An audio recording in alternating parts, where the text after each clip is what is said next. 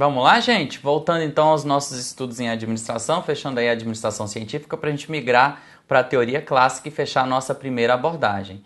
Voltei aqui com uma jaqueta porque pense, o povo aqui tá querendo me congelar, tava me sentindo na Sibéria, pelo amor de Jesus. Vou ter aqui uma blusa para me agasalhar e continuar com vocês, né? Senão a voz vai pro saco. Tem que cuidar muito bem desse instrumento de trabalho aqui. Vem cá comigo, vamos lá. Bom, como eu falei para vocês, a gente vai ter no contexto da administração científica a indústria Ford lançando um modelo de produção. Quando eu falo do Fordismo, é importante lembrar que está no contexto, mas não é uma teoria administrativa, mas um sistema produtivo, ok? Um sistema produtivo. O Ford, vai criar uma indústria poderosíssima, que é a Ford, por meio da aplicação de princípios da administração científica.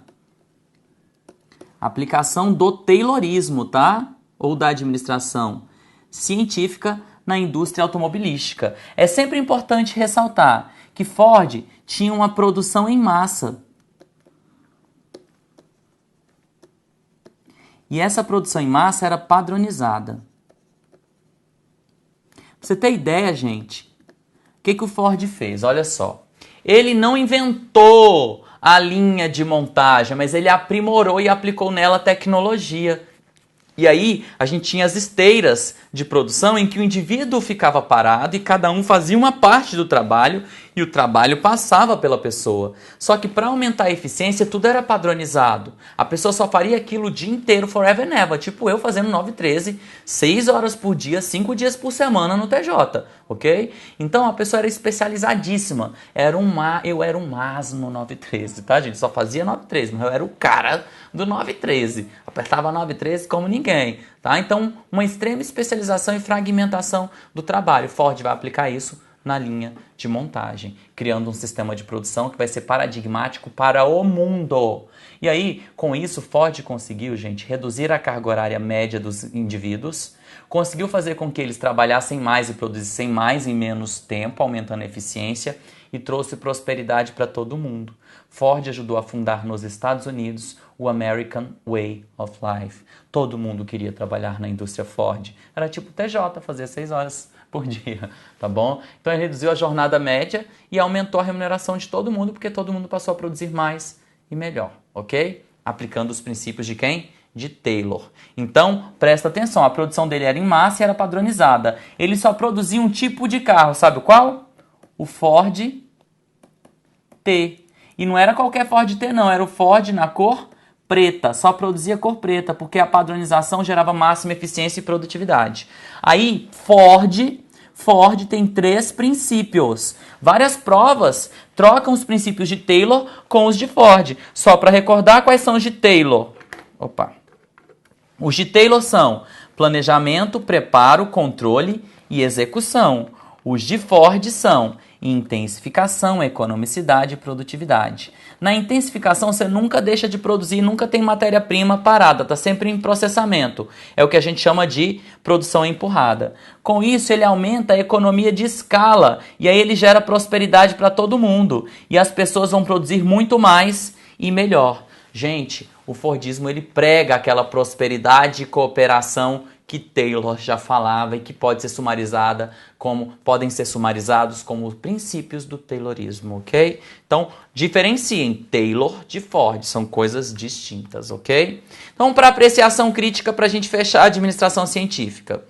Qual foi a crítica grande que se fez acerca da administração científica? O seu caráter mecânico, em que o homem é um apêndice da máquina. Homem como um apêndice da máquina. Essa é uma grande crítica que se faz, e aquele filme que eu falei, Tempos Modernos, é essa crítica, tá? A super especialização do trabalho, que pega uma tarefa simples mongol e repete forever and ever. Isso traz a alienação e o isolamento da pessoa do contexto social.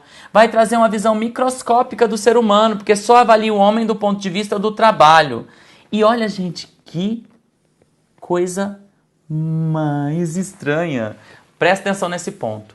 Se isso cair, eu vejo, olha só, gente, se isso cair, Eu vejo cair 1000 à sua esquerda e 1000 à sua direita, mas você permanecerá de pé, porque você fez aula comigo. Gente, a administração científica é científica, mas ela padece de comprovação científica. Nada do que Taylor disse foi validado por outra ciência, ok? Nem estatisticamente, nem matematicamente falando. Então, ainda que seja uma administração científica, falta a ela respaldo científico, ou seja, uma ciência que reafirme seus princípios e postulados. Foi a palavra de Taylor, né? É isso, e ponto. Seguindo. A abordagem incompleta da organização, porque só estuda as suas tarefas, e uma organização não são só suas tarefas. Tem um limitado campo de aplicação, porque ele só estudou o quê? Indústrias. Ele não estudou organizações comerciais, prestadoras de serviços ou coisa do tipo. A abordagem vai ser prescritiva normativa, ou seja, fórmula de bolo, e uma fórmula de bolo que nem foi validada cientificamente. A abordagem vai ser de sistema fechado, ou seja, vai ter um caráter mais hermético, mecânico e linear da organização, e tem a grande vantagem de ser o quê, gente? A abordagem pioneira. Foi a administração científica. Então, olha só para mim. A administração científica tem muita importância e validade, ainda que não tenha sido comprovada cientificamente. Até hoje a gente está falando desse cara. Eu li um texto certa vez, muito fantástico, que tinha o nome de Taylor Superstar. E dizia em poucas palavras que antes de Taylor, trabalho era puro trabalho. As pessoas trabalhavam por trabalhar. Agora elas sabem o que tem que ser feito. A gente tem método, a gente tem planejamento, a gente tem preparo, ok? Isso é muito importante para a teoria da administração. Então, vamos valorizar o tal do Taylor, viu? Taylor Superstar. Seguindo. Então, a gente sintetiza tudo isso, olha só. A gente tem um estudo dos tempos e dos movimentos para determinar o método de trabalho, que é o the best way. Aí, o que a gente faz? Seleciona o trabalhador cientificamente para essa tarefa que a gente terminou, vê a fadiga, estuda a fadiga para poder o cara trabalhar mais, aí vai desenvolver um padrão de produção, vai ter uma supervisão funcional que vai realizar sobre as pessoas o controle, aí a gente divide o trabalho entre as pessoas, e aí a gente tem o princípio da execução, dá um plano de incentivo salarial, coloca as condições fisiológicas ideais de trabalho, o indivíduo tem a máxima eficiência e a organização os maiores lucros e as pessoas os maiores salários, num sistema cooperativo, num sistema que prega a prosperidade. Muito bonito. Um sistema, porém, mecânico, de pensamento linear, formal, sistema fechado. Com isso, a gente fecha a nossa abordagem científica. Só para vocês não esquecerem, para fixar, o que a gente tem? Taylor vai ser seu principal representante. A ênfase dele vai ser nas tarefas, numa visão de baixo para cima. O enfoque vai ser prescritivo normativo, ou seja, dizer o que tem que fazer, traçando princípios gerais. A visão vai ser de sistema fechado. O conceito de homem é o homem econômico e a organização só é vista do ponto de vista formal. Desconsideram-se as pessoas da organização informal. E aí, gente? Vocês acham que estão aptos a praticar comigo por algumas questõezinhas? Dessa vez escolhi algumas do CESP só para a gente treinar rapidamente aqui, para a gente passar para a nossa teoria clássica com o Fayol. Vamos lá? Olha aqui para a questão, vamos lá. Olha esse texto que foi justamente o que eu falei para vocês, o Taylor Superstar do Clemente da Nóbrega. Acho super lindo esse texto, olha só. Deixa eu só beber uma água. Antes de Taylor, trabalho era por ação, trabalhava-se apenas, não havia metodologia, só força bruta.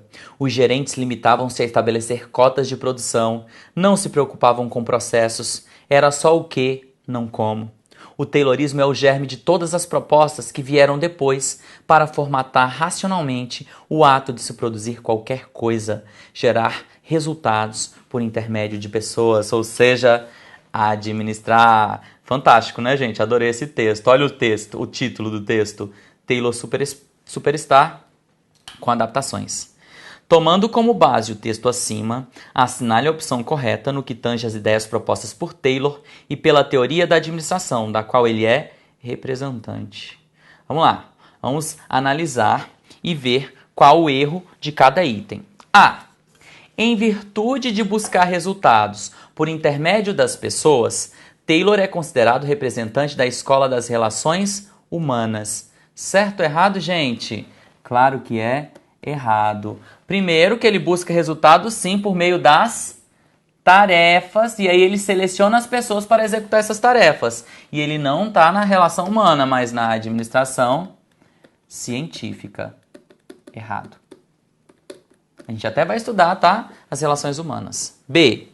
Taylor defendia a manutenção e a divulgação dos métodos de trabalhos existentes, visando evitar assim que o trabalho fosse feito de forma heterogênea pelos operários. Olha só, defendia a manutenção e divulgação dos métodos de trabalho existentes, visando evitar assim que o trabalho fosse feito de forma heterogênea. Ele quer que o trabalho seja feito de forma homogênea ou heterogênea entre as pessoas, gente? Olha lá para mim, vem cá. Questionamento. Taylor quer que o trabalho seja feito de forma heterogênea ou homogênea? E aí? Eu fazia 913, o colega o 32212, o outro o 945. Como é que as tarefas são distribuídas? De forma homogênea ou heterogênea? Vamos responder, vamos passar para as outras questões, vou deixar você na dúvida. C. Para Taylor, a responsabilidade pela elaboração do processo ideal de trabalho é dos empregados. Mentira, é do gerente. Meu Deus, o que está acontecendo aí fora? Que tem alguém gemendo ali, gente, fora do estúdio. D. Taylor defendia a especialização da tarefa, que deve ser encarada como foco essencial do trabalho. Eita, essa parece linda, né? Parece linda, mas é múltipla escolha. Vamos analisar cada uma delas, porque você sabe que prova de múltipla escolha, às vezes tem uma mais certa e uma mais errada, né? Vocês sabem disso, né? Prova de múltipla escolha é um problema, mas vem cá comigo. Segundo Taylor, a administração deveria se pautar no pragmatismo. Mentira, era contra o pragmatismo, contra o empirismo, contra o improviso. Tá? Tá errado isso. Considerando a experiência pessoal do trabalhador o mais importante, afastando desse modo a ciência do trabalho. Gente, ainda que você não soubesse o que é pragmatismo, tá? Que é uma palavra que nem todo mundo conhece, que agora vai ficar no seu métier, tinha como você errar essa questão? Não! Afastando a ciência do trabalho é incluindo a ciência do trabalho. Na verdade, a gente troca o trabalho pragmático, empírico e improvisado por meio de uma ciência de administração pelo método. O método passa a ser aplicado. Então, aquela lá está errada mesmo, tá, gente? Evitar que o trabalho fosse feito de forma heterogênea. O trabalho é feito de forma heterogênea pelos trabalhos. Para ficar evidente, de novo o exemplo, Eu fazia 913, tinha um colega que fazia o 32212, outro 945, e cada um mandamento processual dentro de uma atividade que, se um só fizesse, seria complexo, mas para cada um fica simples, mongol, rotineira, repetitiva. Então a nossa alternativa vai ser, de fato, a letra D. Bonitinha, linda de Deus. Próxima questão. Opa, já é teoria clássica, né? Então tá, não é próxima questão não. Vem comigo aqui, Vamos estudar agora a teoria clássica de Fayol dentro dessa abordagem chamada de abordagem clássica de administração. Fayol, Henri Fayol, o francês da França, claro, né, que é o francês da França, que lá em 1916, contemporâneo de Taylor, vai desenvolver paralelamente a sua teoria, mas com abordagem muito parecida, por isso eles integram a mesma abordagem. Vamos lá. O que Fayol vai fazer? Fayol vai falar das funções básicas de administração, e ele é o primeiro a fazer isso. Ele vai ser o primeiro a conceituar o que é administração. Presta atenção, gente.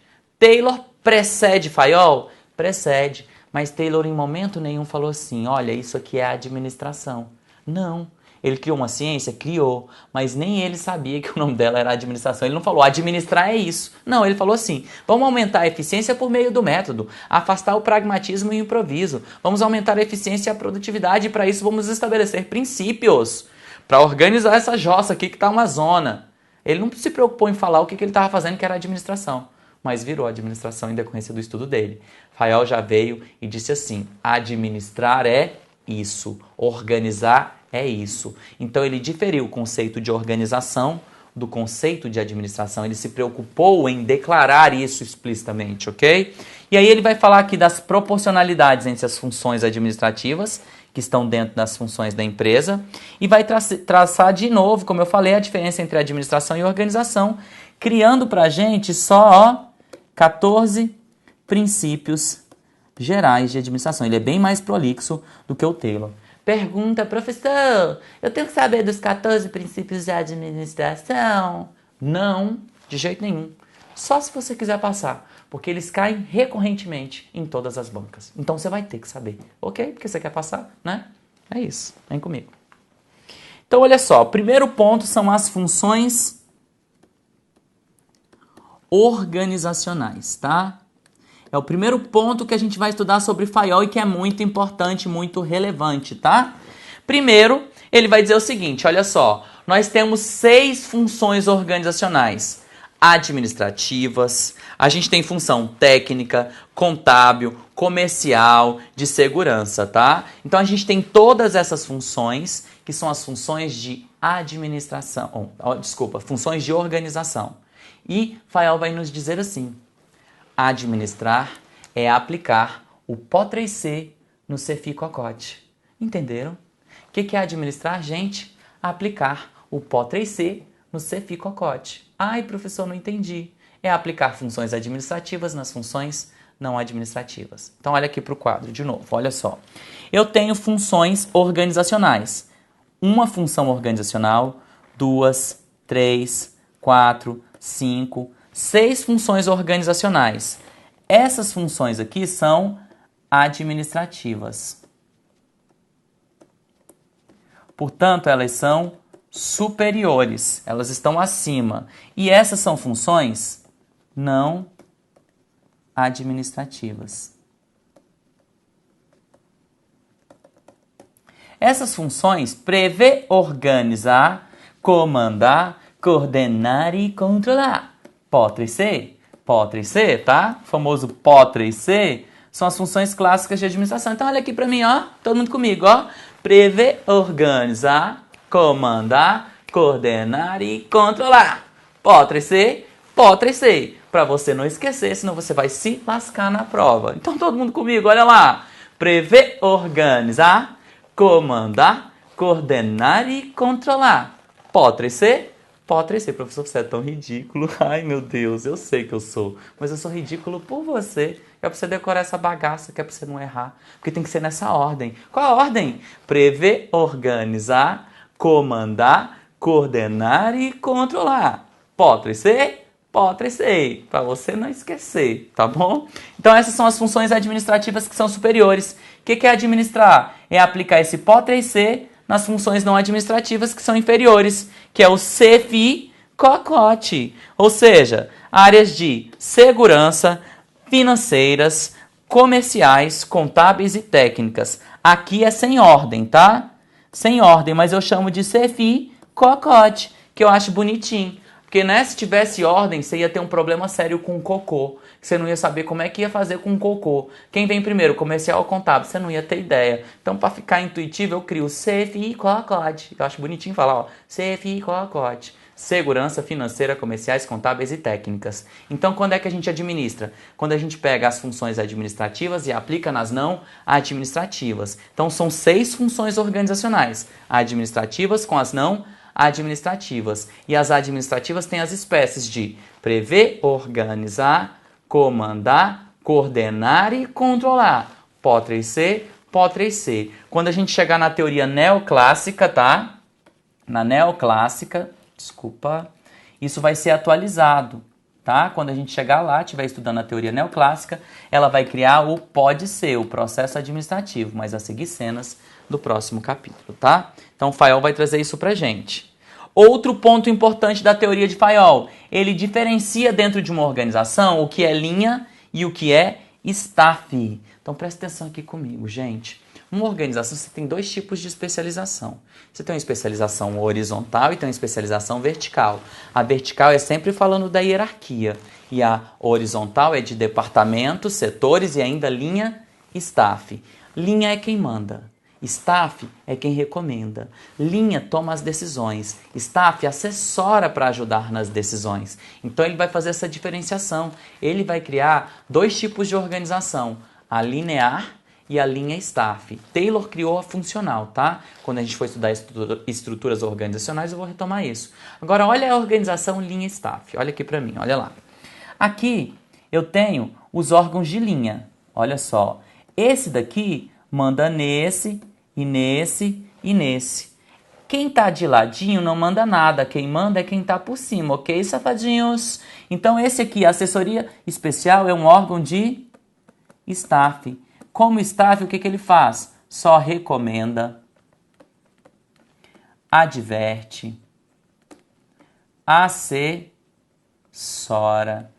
apoia, dá pitaco, ele não manda nada. Aí olha só, os órgãos de linha são responsáveis pelo alcance dos objetivos básicos da organização, possuindo autoridade pela posição ocupada na estrutura, olha só, hierarquicamente superior.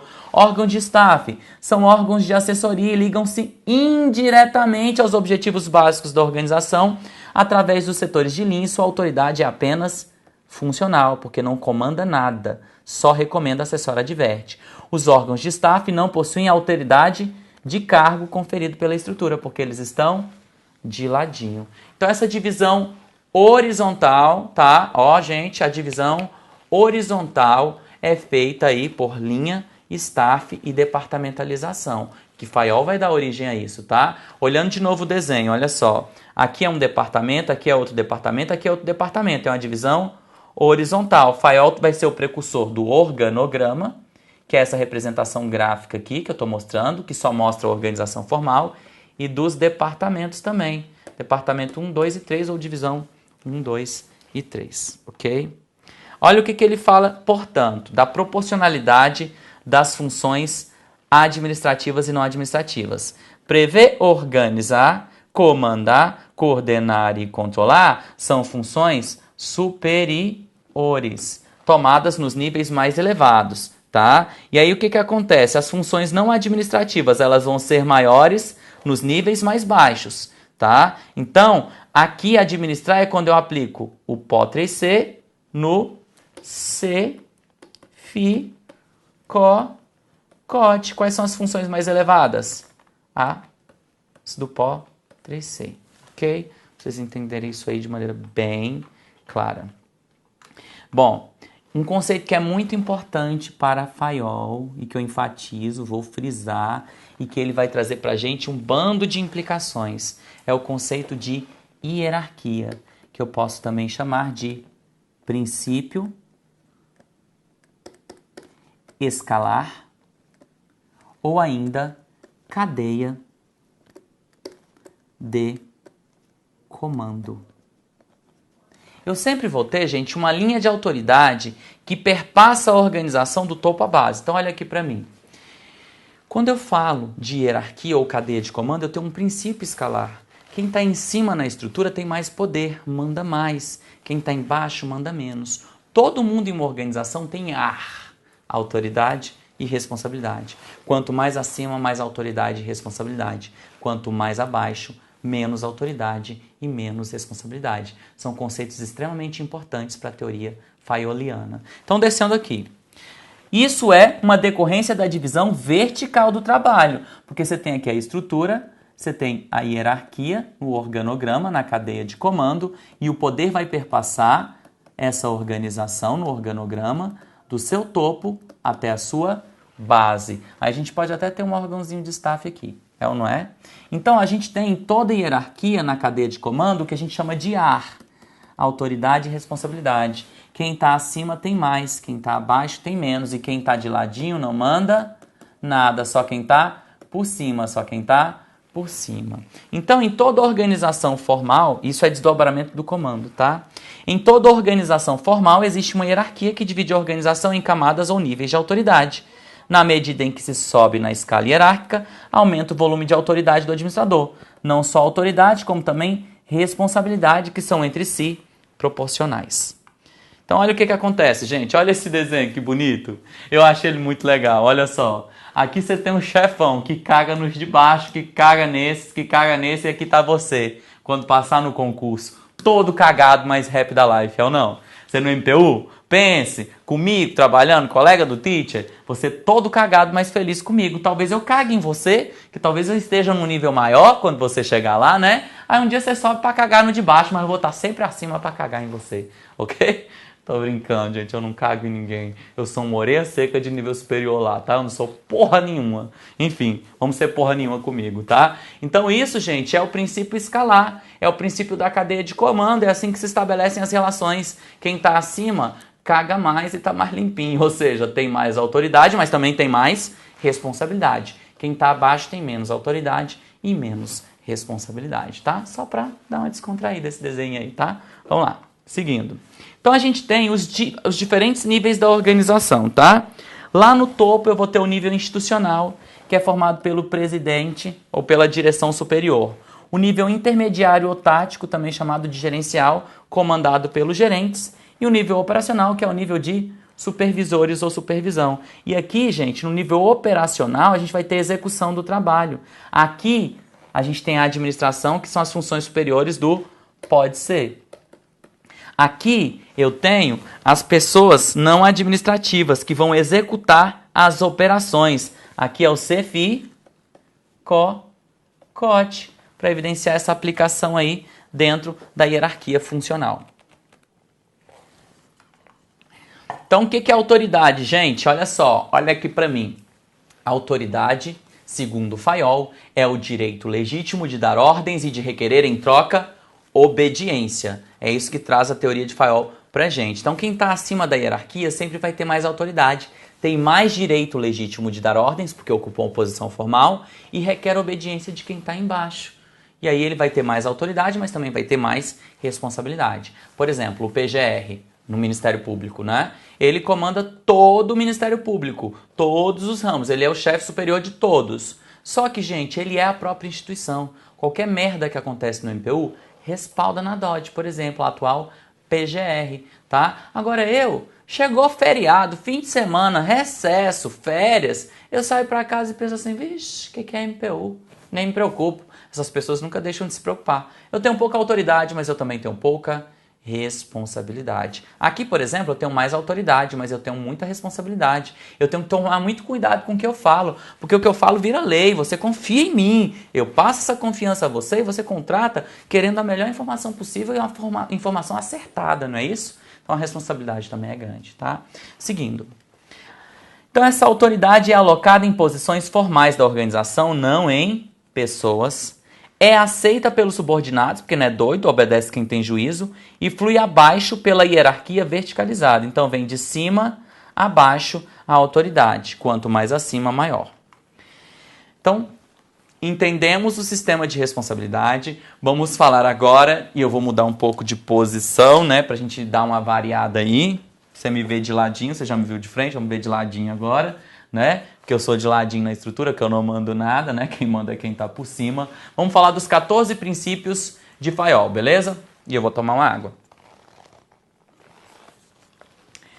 Primeiro princípio do Fayol é a divisão do trabalho. Esse princípio que eu já expliquei, explanei, falei. Sabe como o Fayol conceitua? Divisão do trabalho é a especialização das pessoas e das tarefas para obter o máximo em eficiência. Princípio da autoridade e responsabilidade. A autoridade é o direito legítimo de dar ordens e de requerer obediência, e responsabilidade é o dever de prestar contas por certas atribuições do cargo ou posição formal que você ocupa. É importante dizer que quanto mais acima, mais autoridade e responsabilidade. Quanto mais abaixo, menos autoridade e responsabilidade. E aí, gente, elas são entre si complementares e têm o mesmo grau. Então, o mesmo grau de autoridade é o mesmo grau de responsabilidade. Disciplina. O que é disciplina? É o correto cumprimento das ordens, determinação, para conseguir manter a constância e estabilidade do sistema. Presta atenção na unidade de comando. O que é unidade de comando? Unidade de comando diz que você não vai ter vários chefes para te comandar, você só vai ter um chefe para te comandar. Então você vai saber a quem obedecer, porque você tem juiz, você sabe quem é teu chefe. Você não vai ter múltipla subordinação ou dupla que vai te deixar confuso. Então você só tem um chefe. Não confundir, por favor, unidade de comando com unidade de direção. O que significa unidade de direção? Unidade de direção significa que você vai seguir num único caminho, sentido e direção. Um plano, várias cabeças, todos seguindo aquele plano, unidade de direção, ok? Outro princípio que é autoexplicativo. Subordinação dos interesses individuais aos interesses gerais. Então, gente, para a teoria de Fayol, você não vai priorizar os seus objetivos, você vai priorizar os objetivos que são globais da organização. Sétimo princípio, remuneração do pessoal. O que é o princípio da remuneração do pessoal, gente? Remuneração do pessoal diz que quem trabalha tem que receber, tem que ter a justa e devida contrapartida pelo trabalho. É homem econômico. Centralização, muito importante isso. A teoria de Fayol enfatiza a hierarquia, o controle, o comando. Portanto, a gente vai ter uma centralização, que é a concentração de poder no topo da hierarquia. O princípio de Fayol fala que a gente tem que centralizar o poder. Onde? Lá no topo. Embaixo o povo não tem poder, não. A gente tem poder no topo, que é a centralização, segundo Fayol, ok? Vamos terminar aqui esses princípios. Princípio da cadeia escalar. É o mesmo que princípio hierárquico, é o mesmo que cadeia de comando, que é a linha de autoridade que perpassa a organização do topo à base. Princípio da ordem, fala que é um lugar para cada coisa, cada coisa em seu lugar. É a ordem natural das coisas e das pessoas, ok? Princípio da equidade. Segundo Fayol, equidade é a lealdade que garante a fidelidade ou a lealdade das pessoas à organização. De novo, o que é equidade? Equidade é a amabilidade. Desculpa, o que é equidade? Segundo escritos de Fayol, lá no livro de Hidalberto Chiavenato. Equidade é a amabilidade que garante a lealdade do pessoal. Princípio da estabilidade do pessoal. O que é isso? As pessoas têm que entrar e permanecer na organização. Não pode ficar rolando turnover. Pessoas que entram e pessoas que saem. Princípio da iniciativa. Princípio da iniciativa não é você fazer o que você quer, não. É você ter disposição para cumprir com as ordens e determinações para alcançar a máxima eficiência na organização. E, por fim, espírito de equipe. Espírito de equipe não é trabalho em equipe. Se a prova falar em trabalho em equipe, tu estás com errado para mim. Por favor. Ainda não tinha trabalho em equipe, só o espírito pairando, ok? É espírito de equipe ou de corpo, tá? Que é essa harmonia entre as pessoas para trazer os resultados que a organização espera. É espírito de equipe, não trabalho em equipe. Bom, vamos lá, continuando, né? Vou fechar aqui esse bloco de conhecimento, ainda passando um pouquinho mais do vídeo, como de costume, tá? Então, a teoria da administração, segundo Fayol, vai tratar a administração enquanto ciência, vai falar de uma teoria da organização, porque agora foca em estruturas e não em tarefas. Vai falar e enfatizar muito a divisão do trabalho e especialização, a sua coordenação. Vai trazer o conceito de linha e de staff e de organização linear que a gente vai estudar na aula devida sobre estruturas organizacionais. Qual a apreciação crítica que se faz? A abordagem extremamente simplificada só da organização formal não teve trabalhos experimentais, ao contrário de Taylor, que experimentou bastante, ainda que não tenha comprovação científica. Extremo racionalismo da concepção de administração. Vai ser também uma teoria da máquina, porque vai trazer uma organização mecânica de sistema fechado. A abordagem vai ser incompleta da mesma forma e vai ser uma visão de sistema fechado, tá? E aí, então a gente tem os 14 princípios, enfatizando a divisão do trabalho, a especialização, a unidade de comando e a amplitude de controle, e por meio da organização e não das tarefas formal, a gente obtém o máximo em eficiência. Para fixar, portanto, Fayol é o principal representante na França em 1916, a ênfase recai sobre as estruturas, o enfoque é prescritivo normativo, o que é igual a Taylor, a visão é de sistema fechado, que é igual a Taylor, o conceito é de homem econômico, que é igual a Taylor, e a organização é formal, que é igual a Taylor. Só é diferente isso, só é diferente isso, só é diferente isso. E ele tem uma visão de cima para baixo. E aí, gente, entenderam a teoria de Fayol? Vamos, portanto, fazer umas questõezinhas rápidas só para fixar, ok? Vamos lá? Fayol criou o sistema de administração inserido em administração industrial e geral. Segundo ele, a administração representa parte muito importante no controle de empreendimentos, de todos os empreendimentos, grandes ou pequenos, industriais, comerciais, políticos, religiosos ou outros. Acerca desse assunto, assinale a opção correta. Fayol é o ícone da teoria da administração científica. Errado é Taylor. Fayol defende que os chefes devem se ater aos detalhes das tarefas desenvolvidas pelos empregados. Quem fala de tarefa não é Fayol, é Taylor. Segundo Fayol, o responsável pelo resultado de uma operação deve ter autoridade suficiente para tomar todas as medidas necessárias para assegurar o sucesso dessa operação. É isso, gente. Vamos lá, vamos analisar outra. D. A teoria proposta por Fayol defende que cada setor da organização deve propor seus próprios objetivos, atuando desse modo como unidades estratégicas de negócio, com atuação independente da organização, devendo satisfação apenas quanto aos resultados financeiros obtidos. Não, o princípio é subordinação dos interesses individuais aos gerais, está errado. Atualmente, equipes de projetos que possuem gerentes de projeto e gerentes funcionais orientando o andamento desses projetos estão se pautando nos princípios da teoria proposta por Fayol. Olha só, gente. O que a gente tem de resposta aqui? Me ajuda, pelo amor de Deus. Questão meio controversa, né? Mas a gente tem uma resposta sim. Eu vou explicar para vocês. Olha lá, ó. Entra aqui, vem aqui. A teoria proposta por Fayol, segundo o gabarito oficial, segundo o gabarito oficial é a letra C, tá bom? Olha, segundo Fayol, o responsável pelo resultado de uma operação deve ter autoridade suficiente para tomar as medidas necessárias para assegurar o sucesso dessa operação. O que acontece? A gente tem os níveis. Em todos os níveis eu vou ter equivalência entre autoridade e responsabilidade, certo? Só que o que acontece? O cara aqui, ele não tem autonomia, mas ele tem um grau de autoridade baixo, mas tem. Independente do nível, em todos os níveis a gente tem. Aqui a gente tem mais, aqui a gente tem menos, ok? Agora, o que é isso? O princípio da iniciativa, que a pessoa tem que garantir o sucesso, tem que se comprometer com o sucesso dentro do seu nível de alçada, dentro do seu nível de autoridade, ok? Com isso, a gente encerra mais um bloco de conhecimento relacionado à teoria clássica de administração. Foi bom para você? Vamos adiantar nosso conteúdo migrando para novos assuntos. Até mais. Abraço.